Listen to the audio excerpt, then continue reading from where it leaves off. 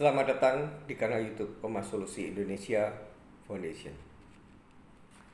Pada kesempatan yang luar biasa ini, saya akan membawakan satu pokok pembahasan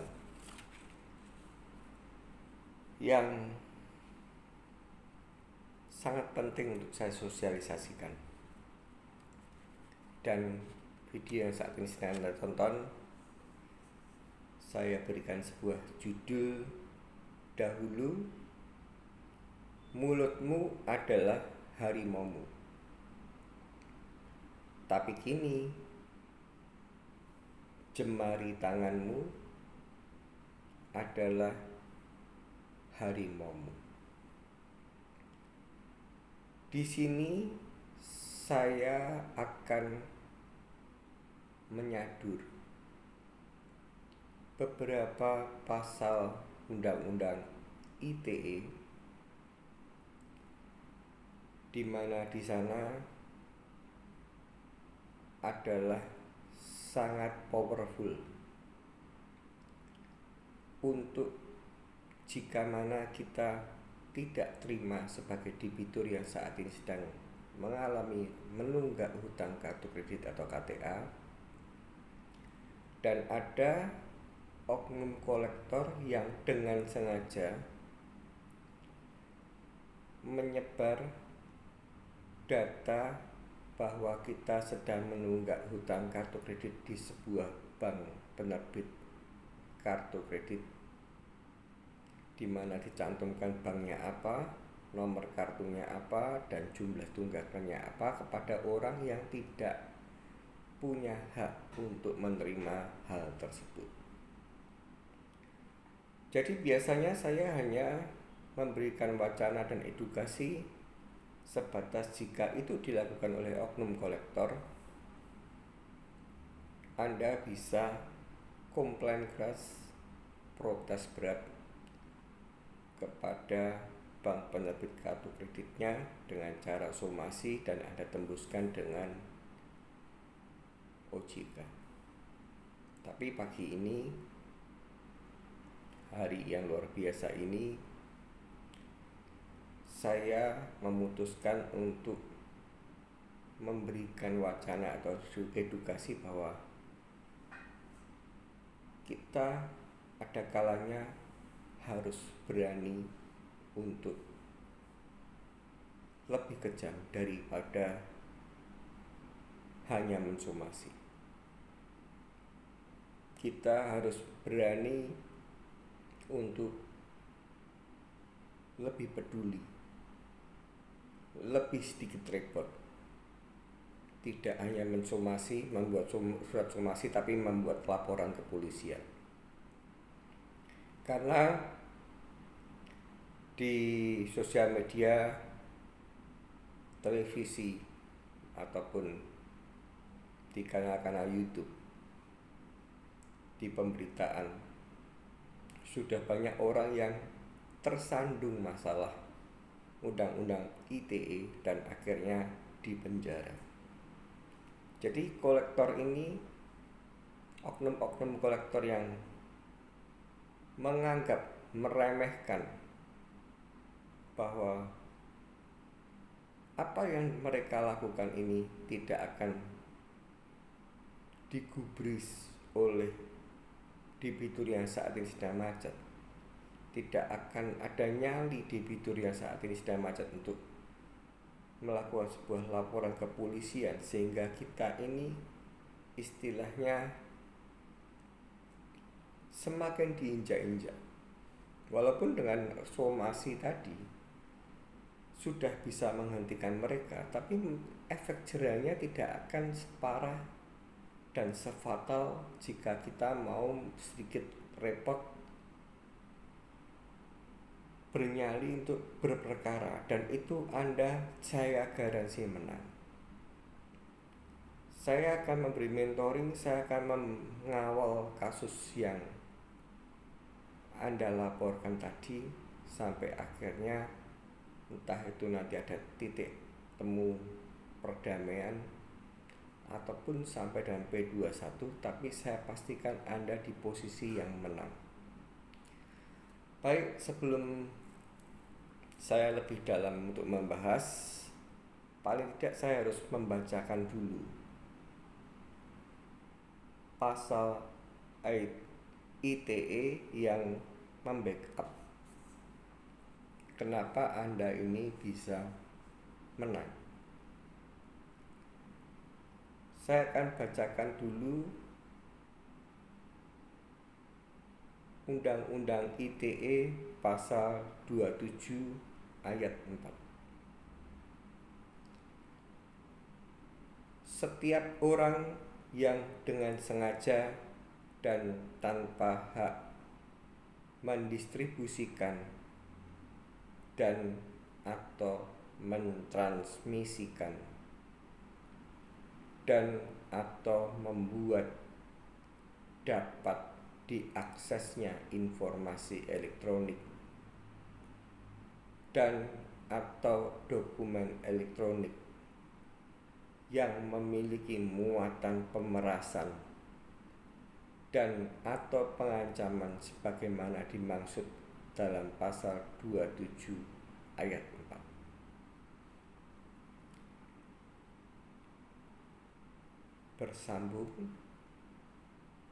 ke pasal 45 ayat 1 Undang-Undang ITE.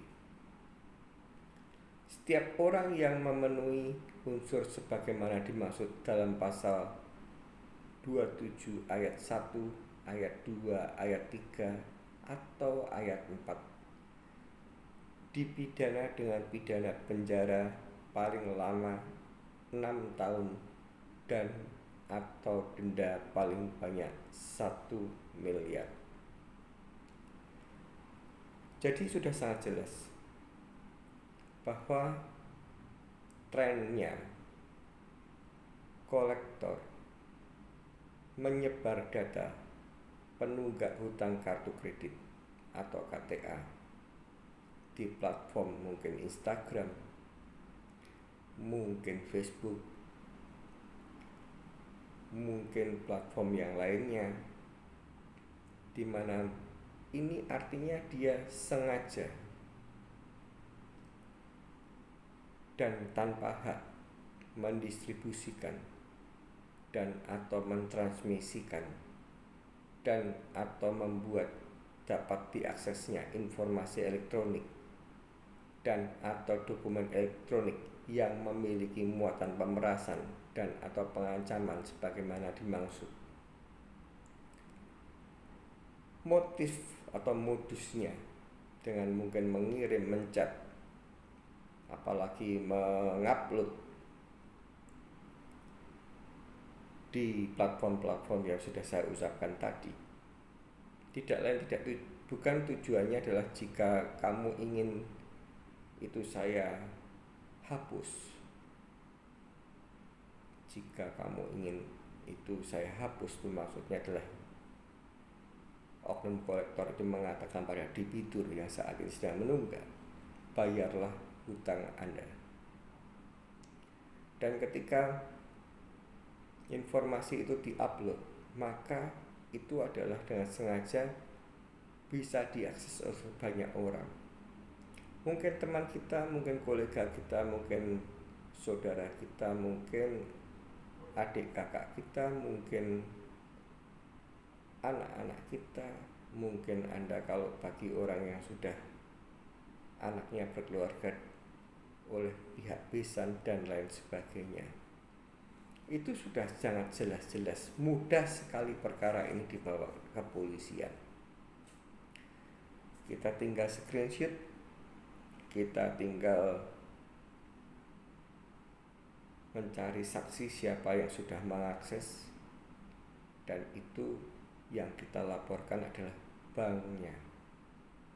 Ingat, oknum kolektor, setiap kali Anda menagih, setiap kali Anda melakukan sebuah modus, Anda tidak bisa lepas menyebutkan hutang dari bank mana. Bahkan seringkali Anda mencantumkan nomor kartu kredit atau nomor akun KTA dan jumlahnya berapa. sehingga Anda bisa bermain peta umpat dengan kita. Tapi Anda tidak bisa lepas untuk menyebutkan nama bank penerbit kartu yang saat ini sedang tertunggak yang dialami oleh debitur, dan itu yang akan membuat Anda terjerat dalam Undang-Undang ITE. Jadi sekali lagi saya katakan,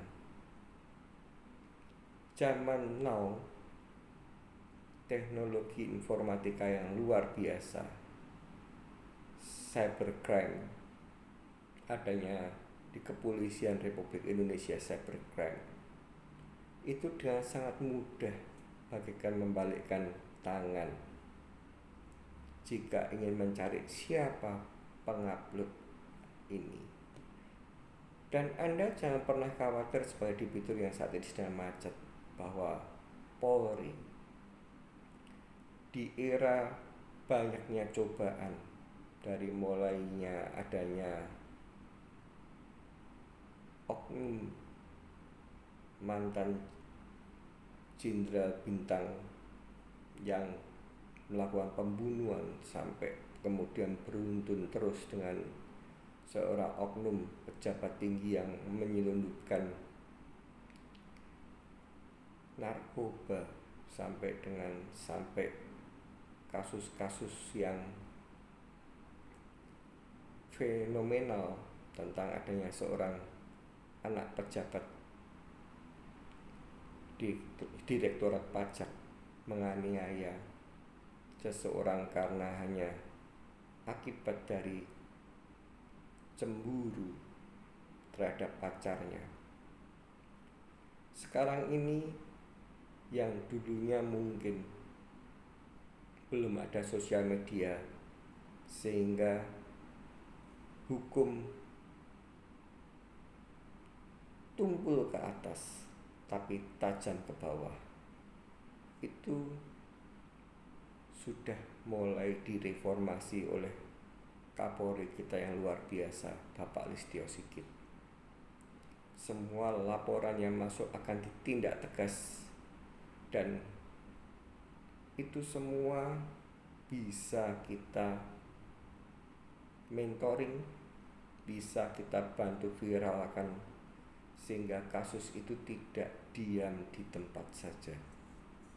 Dan saya yakinkan bahwa teknologi keprofesionalan aparat Polri akan sangat dengan mudah mencari siapa pelaku yang mentransmisikan, yang membuat onar, yang masuk dalam pelanggaran Undang-Undang ITE pasal 27 ayat 4 terkait atau menyambung junto pasal 45 ayat 1. Dan satu lagi Undang-Undang ITE pasal 32 ayat 2.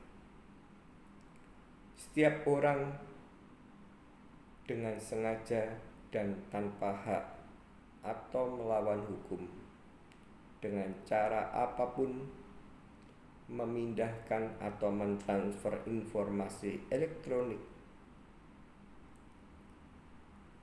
dan atau dokumen elektronik kepada sistem elektronik orang lain yang tidak berhak terkait atau junto ke pasal 48 ayat 2. Setiap orang yang memenuhi unsur sebagaimana dimaksud dengan pasal 32 ayat 2 dipidana dengan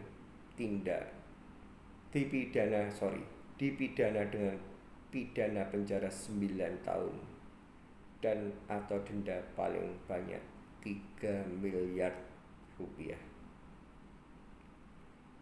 Jadi adanya dua pasal yang saling terkait menjadi 4 pasal tadi, itu sudah menjadi sebuah bekal yang cukup untuk memberikan efek jera kepada kolektor dari bank penerbit kartu kredit atau KTA yang melakukan penagihan melanggar tata cara penagihan yang sudah diatur di Surat Edaran Bank Indonesia nomor 14/17 DSP. Saya ulangi. Walaupun dengan hanya sebuah somasi, dengan maunya Anda untuk mulai sadar hukum, Anda memang saat ini sedang menunggak hutang kartu kredit atau KTA tersebut, tapi tidak artinya mereka bisa semena-mena melakukan penagihan. Penagihan itu sebenarnya job description-nya adalah reminder menawarkan program keringanan recovery reschedule, membujuk untuk mau melakukan sebuah pembayaran sementara. Akan tetapi ketika debitur yang saat ini sedang Anda tagih menolak, dan itu tidak artinya kolektor mempunyai hak untuk menghalalkan segala cara. Saya juga sekalian akan membahas beberapa pasal yang saya ambil dari Kitab Undang-Undang Hukum Pidana, khususnya bagi oknum Depkol. Jadi di sini sering sekali klien saya mengatakan ditongkrongi, tidak mau pulang. Sering sekali mereka datang bergerombol banyak, beberapa Depkol, dan sering sekali ada yang arogan menendang pot tanaman, menggebrak-gebrak meja.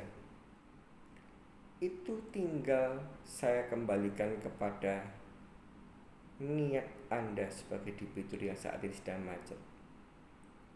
Apakah itu hanya Anda akan melakukan sebatas somasi, karena itu dilarang melakukan penagihan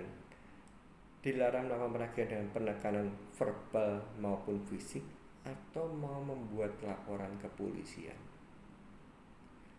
Saya akan membacakan beberapa yang sering kali dikeluhkan oleh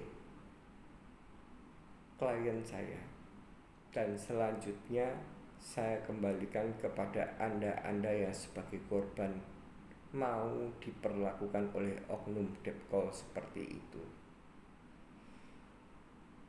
Contoh, misalkan yang ditagih adalah seorang bapak, dan yang ada adalah hanya anak-anaknya. Oknum Depkol dengan sengaja ini yang ada anak-anaknya supaya ketakutan dan supaya nanti bapaknya kebingungan dan akhirnya mau membayar.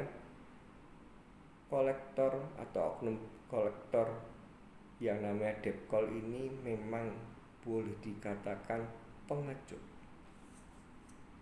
Ketika yang ada adalah debitur yang saat ini sedang menunggak, malah seringkali tidak mau masuk ke rumah, sengaja di depan rumah dengan maksud dan tujuan mempermalukan pemegang kartu kredit, membuat onar di luar sehingga tetangga sebelah nanti bisa mendengarkan, dan ini sudah melakukan pelanggaran. Tapi ini yang terjadi ketika yang ada cuma anaknya.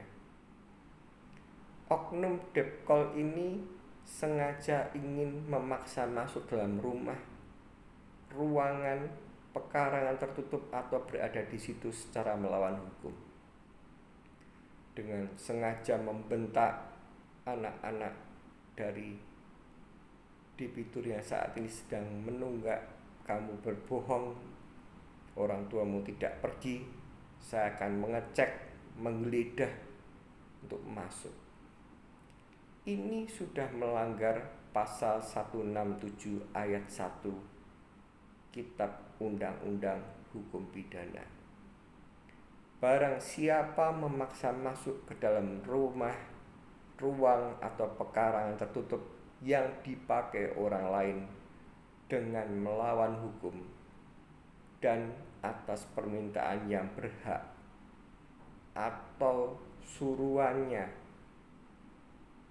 tidak pergi dengan segera. Jadi ketika anak yang masih di rumah tadi itu boleh dia menyuruh, segera tinggalkan rumah saya, itu boleh.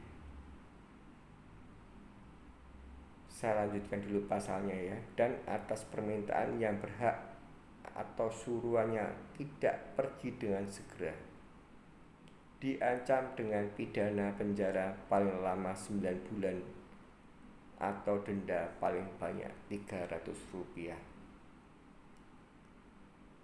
Jangan Anda anggap remeh pasal ancaman hukumannya hanyalah 9 bulan. Tapi ini cukup untuk Anda sebagai debitur, oknum debitur, Anda sebagai oknum kolektor untuk berperkara di kepolisian. Tinggal nyali debiturnya ada atau tidak. Kemudian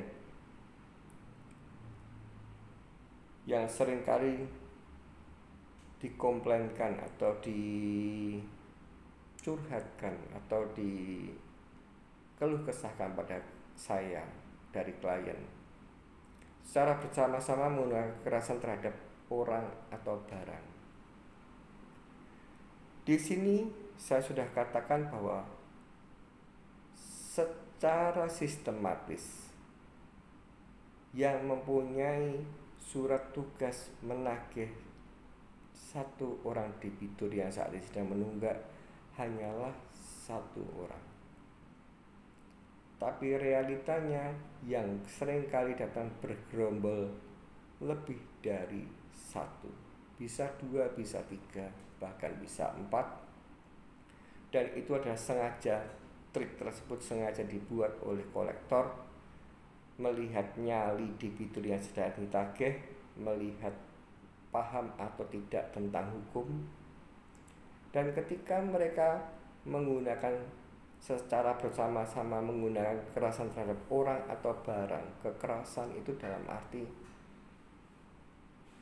tidak harus langsung ke fisik, menggebrak-gebrak meja, melotot, atau mungkin menendang, atau mungkin yang sering kali terjadi itu beraction akan memukul. Itu sudah diancam di pasal 170 ayat 1. Barang siapa terang-terangan dan dengan tenaga bersama menggunakan kekerasan terhadap orang atau barang, diancam pidana paling lama 5 tahun 6 bulan. Jadi yang pasal 167 Anda sebagai oknum depkol atau kolektor boleh mengatakan Allah pasal enteng. Tapi ketika Anda masuk ke pasal 170 ayat 1, setelah ancamannya adalah 5 tahun, lebih dari 5 tahun 6 bulan, penyidik punya hak untuk langsung menahan Anda. Dan saya akan membacakan juga tentang tidak mau pulang-pulang, maunya nongkrongi. Jadi debitur yang saat ini sedang macet sudah menjelaskan saya tidak mau pulang, saya tidak belum bisa membayar, oknum kolektor tetap tidak mau pulang. Ini Anda berarti merampas kemerdekaan seseorang. Dan pasal yang Anda langgar sebagai oknum kolektor adalah pasal 33 ayat 1, 2, 3, 4. Barang siapa dengan sengaja dan melawan hukum merampas kemerdekaan seseorang atau meneruskan perampasan kemerdekaan yang demikian, diancam dengan pidana penjara paling lama 8 tahun. Ayat 2. Jika perbuatan yang mengakibatkan luka berat, maka yang bersalah dikenakan pidana penjara paling lama 9 tahun. Tidak mau pulang masih mungkin dengan menggaplok atau membuat sebuah penganiayaan sehingga membuat luka-luka, itu sudah masuk ke ayat 2 dan itu ancaman penjaranya 9 tahun. Tapi jika mana ada oknum debt atau kolektor yang lost control, emosinya terlalu melimpah ruah sehingga melakukan penganiayaan, pemukulan dan lain sebagainya, pada pasal 33 ayat 3 menyebutkan jika mengakibatkan mati dikenakan pidana penjara paling lama 12 tahun. Dan pasal 33 ayat 4, pidana yang ditentukan dalam pasal ini berlaku juga orang yang dengan sengaja memberi tempat perampasan kemerdekaan melawan hukum. Jadi tidak jarang oknum kolektor ini sengaja mengajak menggiring ke suatu tempat, bertemu tidak di alamat penagihan sesuai dengan aplikasi setika apply kartu kredit. Jadi diajak ke suatu tempat, itu berarti yang penyedia tempatnya itu bisa kena pasal 333 ayat 4. Dan yang terakhir, saya akan menutup dengan masih ada 3 pasal, 4 malah, yang ayat penganiayaan itu adalah pasal 351 ayat 1. Penganiayaan diancam dengan pidana penjara paling lama 2 tahun 8 bulan atau denda paling banyak 300.000. Ini pasal yang ancaman hukumannya terlalu temeh dan tidak ditakuti, tapi silahkan mencoba. Saya katakan silahkan mencoba. Anda menggambar mungkin, silahkan mencoba. Dan yang bisa atau seringkali ditakutkan oleh klien saya, debitur yang saat ini sedang macet, datangnya banyak, ngomel bersama-sama dan akhirnya menantang. Tidak jarang kalau kamu tidak bayar, kami akan membuat sebuah tindakan tegas. Tindakan tegas ini ambigu. Bisa dikatakan pengeroyokan, bisa dikatakan penganiayaan. Di pasal 358, mereka yang sengaja turut serta dalam penyerangan atau perkelahian di mana terlibat beberapa orang, selain tanggung jawab masing-masing terhadap apa yang khusus dilakukan olehnya, diancam ke-1 dengan pidana penjara paling lama 2 tahun 8 bulan jika akibat penyerangan atau perkelahian itu ada yang luka berat. Dan yang kedua dengan pidana penjara paling lama 4 tahun jika akibatnya adalah ada yang mati.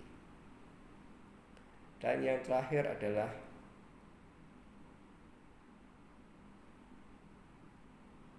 Sorry, ini belum terakhir karena saya tadi belum menjelaskan yang tadi menendang pot sampai pecah itu terjadi dan itu tidak dilakukan pelaporan kepolisian. Saya sangat menyayangkan itu, tapi itu semua tergantung pada mentalitas debitur yang saat ini sedang menunggak. Oke, saya akan masuk langsung dulu yang penghancuran atau pengerusakan barang. Ini sering kali terjadi. Walaupun itu hanya sebuah pot tanaman dan itu ada di pekarangan Anda, atau menggebrak meja sampai mejanya patah, atau mungkin ada sebuah asbak yang terletak ditaruh di meja disampar sehingga asbaknya pecah. Itu Anda sebagai debitur yang saat ini sedang menunggak sudah bisa melaporkan pelaku atau oknum kolektor tadi dengan sangkaan pasal 406 ayat 1.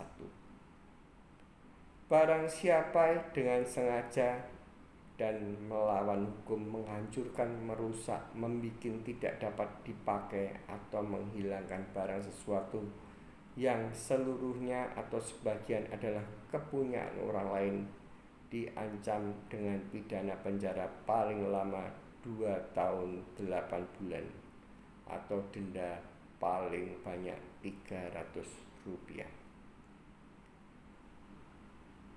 Saya ulangi untuk kesekian kalinya, oknum kolektor, Anda boleh menganggap pasal ini pasal remeh-temeh. 2 tahun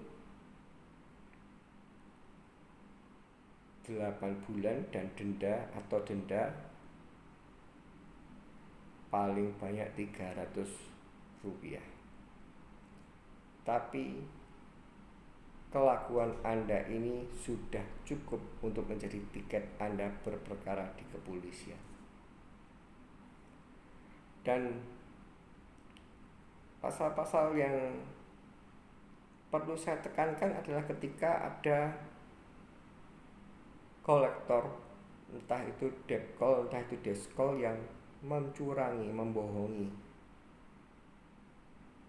debitur yang saat ini sedang menunggak. Dan ini adalah pasal penutup. Bu, Pak, hutang Anda 22 juta,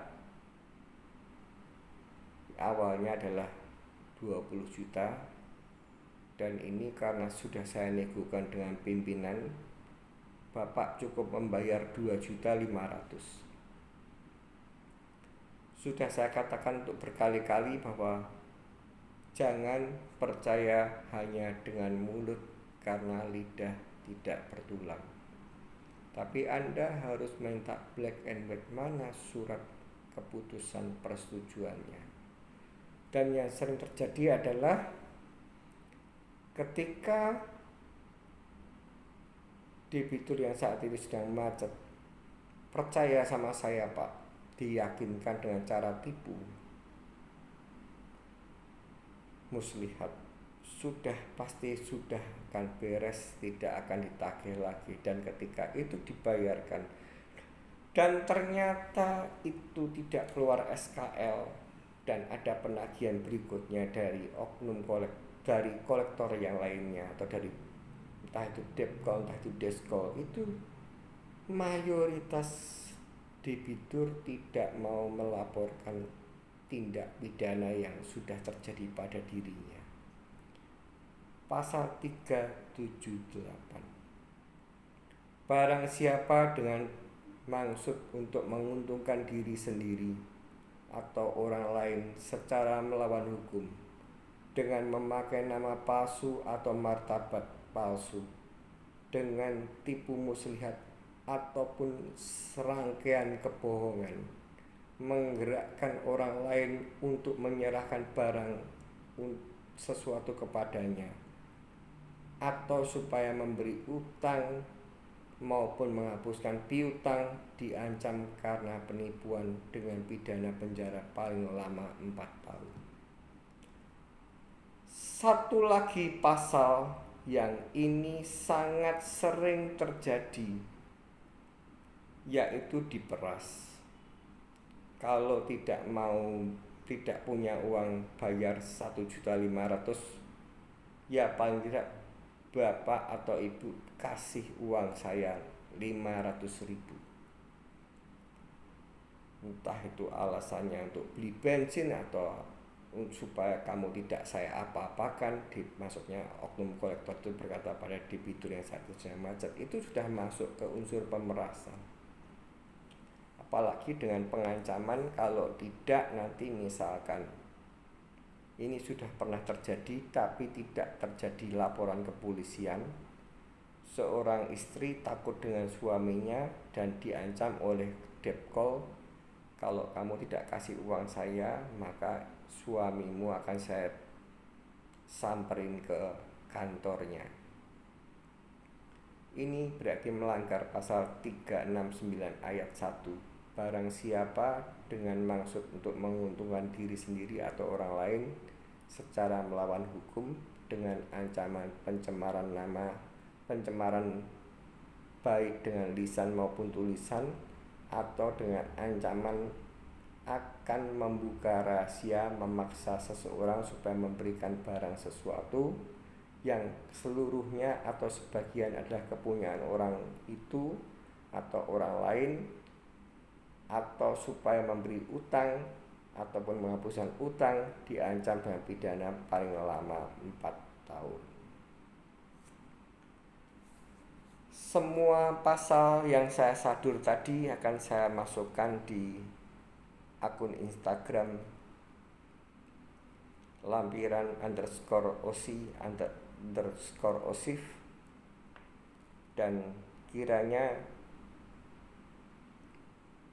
Anda mau percaya dengan kami, Omah Solusi Indonesia Foundation, Omah Solusi Indonesia, bahwa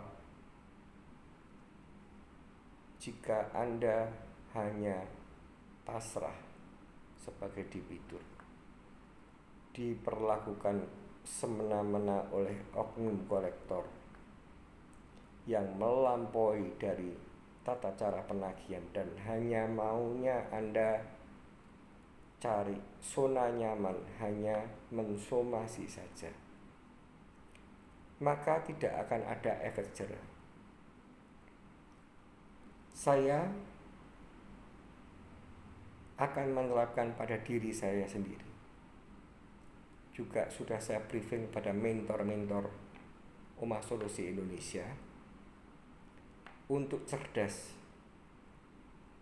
mengumpulkan segala bukti, mendetailkan kronologis perkara, mencari saksi, sehingga paling tidak ada 2 alat pembuktian untuk mulai sekarang tidak sebatas hanya somasi, tapi kita bawa ke ranah hukum. Kita laporkan bank penerbit kartunya agar supaya bank penerbit kartunya ini mencari siapa orangnya, dan secara otomatis bank penerbit kartunya itu juga akan kena pasal 55 turut serta karena dia yang memberikan amanah. Jadi sebelum saya menutup video ini, semua saya kembalikan pada diri Anda sendiri sebagai debitur yang saat ini sedang macet. Anda mau untuk diunyo-unyo? Anda mau untuk diperlakukan semena-mena? Di mana ketika Anda diperlakukan semena-mena ini, yang akan rusak kesehatan mentalnya bukan diri Anda sendiri sebagai debitur yang saat ini sedang macet, tapi keluarga besar Anda akan kena impactnya, terutama keluarga inti Anda jika Anda sudah mempunyai istri atau sudah mempunyai seorang suami dan kebetulan malah sudah punya seorang anak. Seperti kejadian yang tadi, ketika sepasang suami istri sedang bekerja, oknum Depkol sengaja yang ada hanyalah anak-anak. Selain mempermalukan, membuat traumatik pada anak-anak, memaksa masuk dengan trik-trik yang agar supaya besok pagi ada penyelesaian, itu akan trauma masa kecil anak itu akan dibawa sampai dewasa, bahkan sampai mati, dan itu akan bisa mempengaruhi kejiwaan anak-anak tersebut. Apakah Anda sebagai debitur yang saat ini sedang macet, sebagai orang tua dari anak-anak tadi, rela oknum debt call tersebut akan mengulang lagi kepada orang yang punya anak? Sekali lolos, wah senang, besok pagi dibayar, besok pagi dapat gaji dan komisi. Diulang.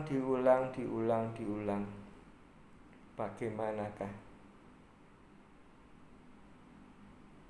nasib dari generasi penerus bangsa, anak-anak yang mengalami traumatik ini? Dan masih banyak kejadian-kejadian yang harus kita pertimbangkan, yang harus kita pikirkan, bahwa ketika kita nerimo,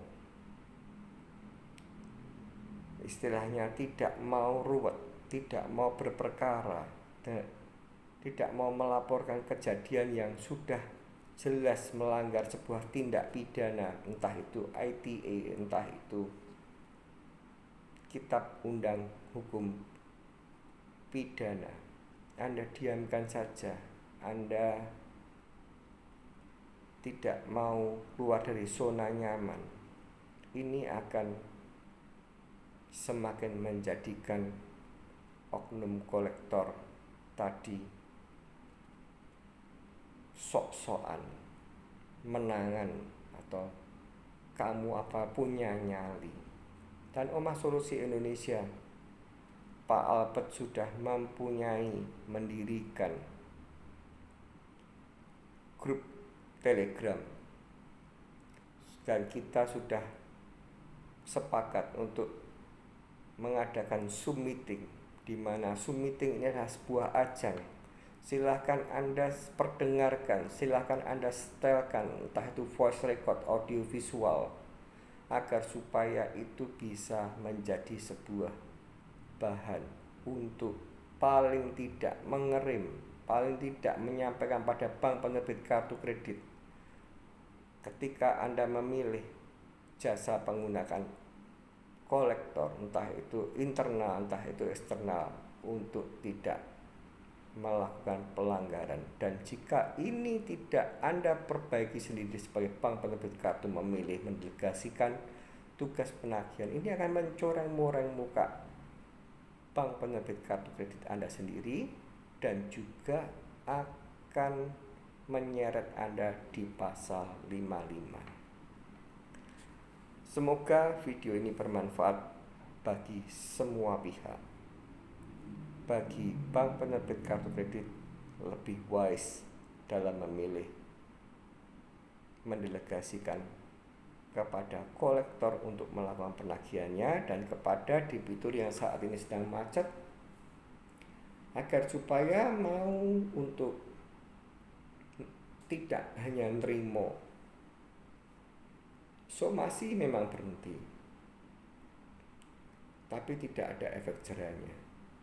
Dan ketika Anda sudah menerima saja dengan somasi berhenti, ingat yang sudah terjadi, traumatik yang ada yang ditimbulkan oleh peristiwa yang tadi, itu akan terbawa oleh anak ini. Dan ini perlu sekali untuk tidak hanya sebatas somasi, tapi memberi efek jerah, sehingga kita bisa menjadikan edukasi wacana pada anak korban tidak tahu apa-apa tentang hutang, tapi diperlakukan secara tidak manusiawi untuk supaya dia tidak mengalami ketakutan di masa kedepannya. Semoga video ini bermanfaat, semoga Anda bisa mengerti apa yang saya jabarkan dan saya telah Sajikan dan ingat, jangan pernah menyerah, tetap semangat, dan ingat, badai pasti